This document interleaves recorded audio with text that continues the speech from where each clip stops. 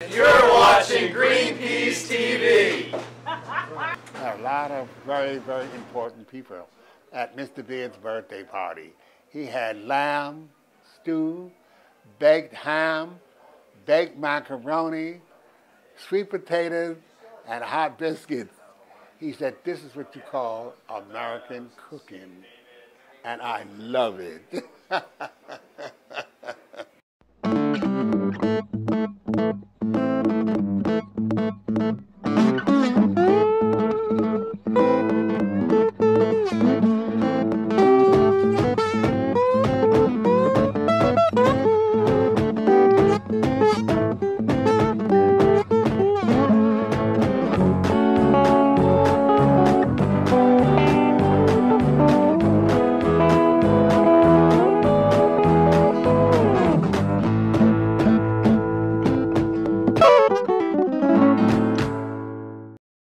James believed in cooking regionally, cooking seasonally, and I kind of grew up with that philosophy. Again, it all kind of ties back into what we're doing in the Berkshires. This whole food movement, food culture, it's in all the news. It's the buzzwords are local, sustainable, organic. We've been living this life for 20 years, some of us a little bit longer. I think Dan Smith probably 25 years, right Dan? 22. 22 years. It's our belief. We would do it whether there were buzzwords or not. And again, it's just tying back into what James Beard beliefs were.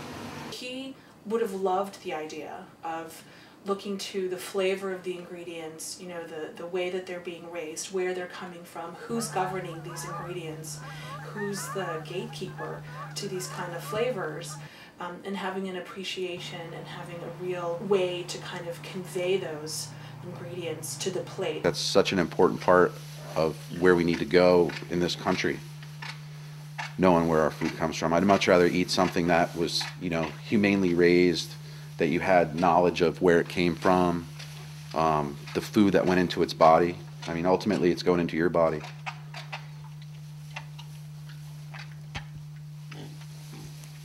So these pigs are about 3 weeks old.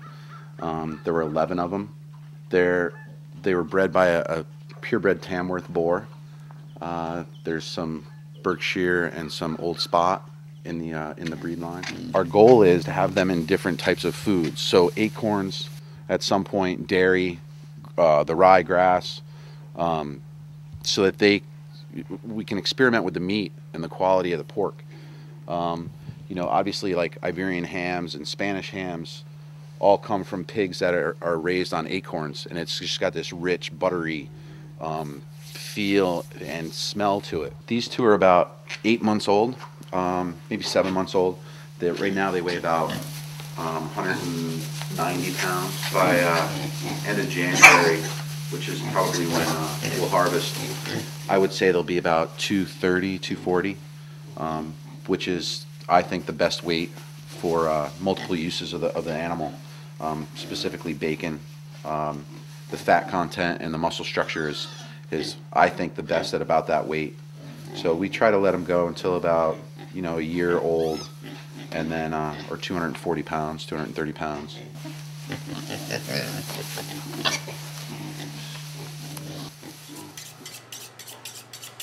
There's something very magnificent about the feast tonight. I think part of it has to do with the Berkshires as being this place, both for culture, for music, for art, as well as for the farms and the landscape. And that connection that the chefs in that area have to their farmers, to their producers, it's a very strong one, and I think it's palpable when you visit those restaurants.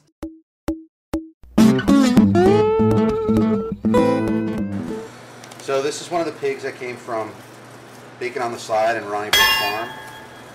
And I'm going to break them down today and pass the different cuts out to the different chefs for the dinner down at the James Beard House in New York City. It's the whole hog dinner.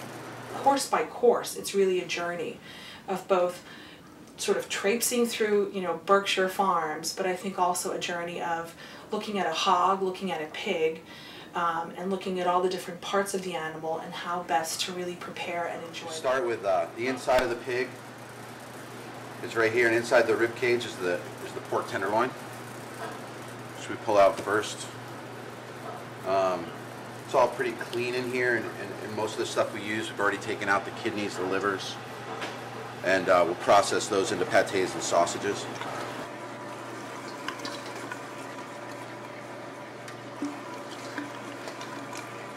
So basically I just take it off into primal pieces. This will be the ham or the hind leg. People always call pork the other white meat. I guess factory farm pork is pretty white. We like to think of pork as the other red meat now. By the color, it's much more earthy, much more natural looking.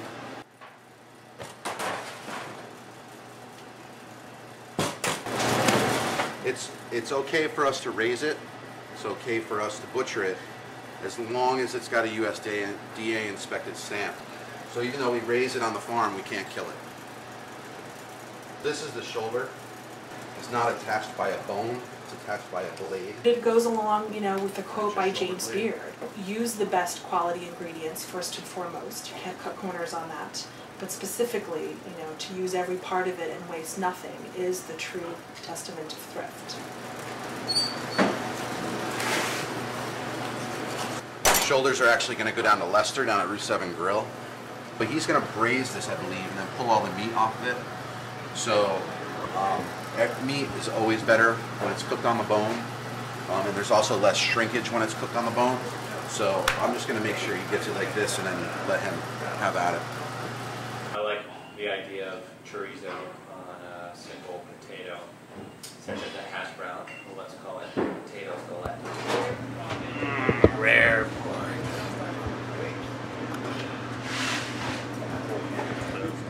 I'm excited about going down to the James Beard house and being with my local Berkshire chef friends and bonding with them, learning a lot, experiencing something really high level and fun. You're watching Greenpeace TV. The James Beard Kitchen is really a shrine for chefs who come from all over the country and the world to come and cook in the kitchen where James Beard taught cooking classes and made his, daily meals. Are these all extra? It's been a dream of mine to cook at the James Beard house ever since I started my career. I feel like it's getting me one step closer to winning the James Beard Award. Many of the chefs, when they come to James Beard's kitchen, it's like being a musician asked to perform at Carnegie Hall. It's really a special honor. It's a resume and career enhancer. The bellies, Matt is going to use for a braised pork belly dish. So we're going to take those off whole.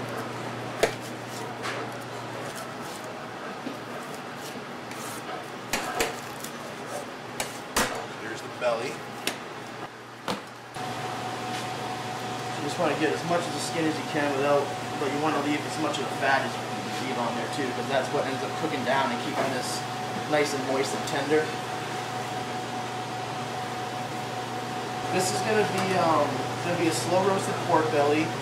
On top of it's going to be a farm poached egg, and it's going to be served with a baby arugula salad with cheddar toast. The baby arugula is kind of designed to cut the fattiness of the pork with that bitterness that you're looking for. This is my herb rub. It's basically brown sugar, rosemary, sage, thyme, black pepper, little cayenne, salt, pepper, and some nutmeg. Kind of like a mix between bacon and breakfast sausage. My little take on sausage and eggs. Some of the belly we're going to use, we'll cure it, and we'll cure it in maple syrup, salt, rosemary. We'll use that for bacon, which will actually be on a couple of dishes, including dessert. Vodka from Berkshire Distillers. It's called Iceland vodka. It is a corn-based vodka. The idea is really to, use the best quality ingredients first and foremost. You can't cut corners on that. But specifically, to use every part of it and waste nothing is the true testament of thrift. The rest of these, all these bones are going to get roasted off today, and we'll start making our stocks for our sauces. That'll be probably a 2-day process, 3-day process. We'll infuse it with herbs, some root vegetables, and then simmer it constantly reduce it, so it's just a natural reduction. So the bones from the pig, you want them to be like kind of all that color. So we're going to let this go a little bit more, and then that'll go into cold water with mirepoix, and that'll be the start of our stock to make our sauce. Skin's all going to Chris from Allium. He's going to do pork rinds, which I can't wait to have for an hors d'oeuvre. It's going to be great. I think the biggest challenge of this dinner will be actually the execution of it. Working in a kitchen that I'm not familiar with, or any of us are familiar with, always throws a different challenging aspects into the equation. But I think overall, I think it'll be a great time, and I think we're going to have a great dinner. They're from Graceful Acre Farm in Kinderhook, New York. That's all the bowls laid out on the table, correct? Do you use these at the Red Lion Inn? Yes, we do.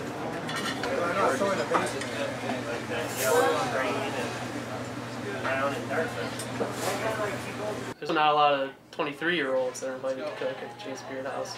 So I'm the youngest one here. Every time I'm working, constantly working with my hands, I look down and I see this pig, and it just makes me smile. It's just this animal. It's my absolute favorite animal in the world. This beautiful animal is given its life to be eaten, then it should be enjoyed in its entirety. You know, we don't see a difference between eating a piece of ham or a piece of bacon, you know, next to eating, you know, pigtail or meat from the head of the animal. It's all the same thing. The animal should be enjoyed in its entirety. So I wanted to plate a unique dish, something that I didn't think anybody else would really even think about. So I decided to go with porchetta di testa, which translates literally into roasted head, in this case roasted head of pork. It goes in, it's all the different parts of the heads, and then it gets rolled. So the whole, it's all, like this part is actually the ear of the pig. See the cartilage? It's from the ear. And then all this is meat out of the head. It's all put together and then wrapped in skin and then cooked. Oh yeah! They're in the blue apron. You guys are ready for us? We have to be fast. People gonna start coming. So I decided to serve my hors d'oeuvre, torchon of deep fried pigtail and trotter, which are two other unique parts of the animal that, you know, a lot of people aren't really too exposed to eating.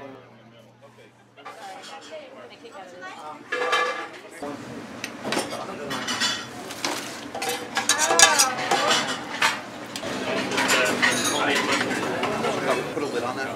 Just use that pop out of it. Awesome.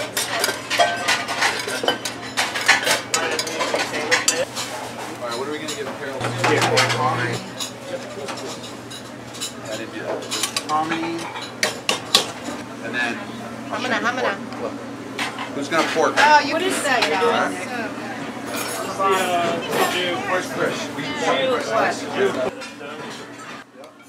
Many of the chefs, when they come to James Beard's kitchen, you know, it's like being a musician asked to perform at Carnegie Hall. It's really a special honor. It's a resume and career enhancer. They're so excited, so many of them, to be in the kitchen that James Beard cooked in.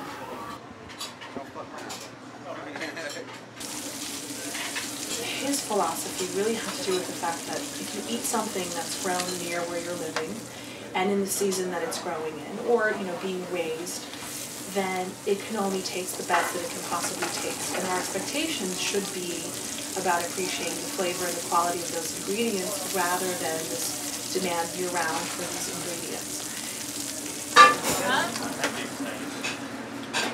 Hey, Dan. Make sure that nobody messes with this vegan. Got it. During your craziness. Looks great, guys. Where I am. No, everybody take it from my hands.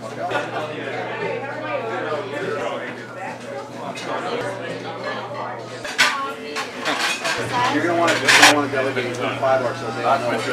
Because once we lay them down, they're going to have, somebody's going to have to do the greens first all the way through, and each element, otherwise you'll see.